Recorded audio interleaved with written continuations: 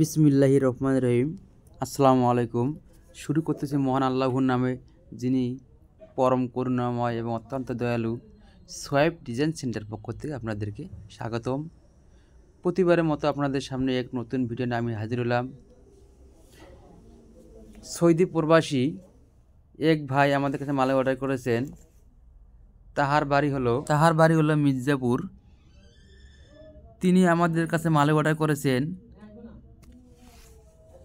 এখানে রয়েছে জালনার half pillar এবং বারান্দার পিলার, এছাড়া রয়েছে ফোর্সের পিলার।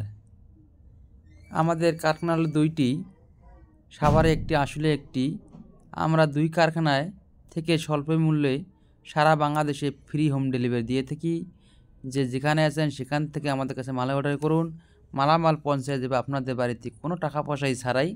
মালামাল পৌঁছানোর পর আপনারা আমাদেরকে টাকা দেবেন। এই ভাই আমাদের কাছে মাত্র 1000 টাকা কনফার্ম করেছেন। আমরা তাহার বাড়িতে মালামালগুলো নেওয়ার জন্য আমরা রওনা দিয়েছি। আপনারা দেখেন আমাদের মালের কোয়ালিটি এবং গুণাগুণ। একটির উপর দেখেন আমরা 4টি করে মাল দিয়েছি। মালের কোয়ালিটি এবং গুণাগুণ ভালো হওয়ার কারণে আপনারা নিশ্চয়ই দেখুন কীভাবে মালামাল আমরা একটির উপরে 4 থেকে 5টি মাল লোড দিয়েছি।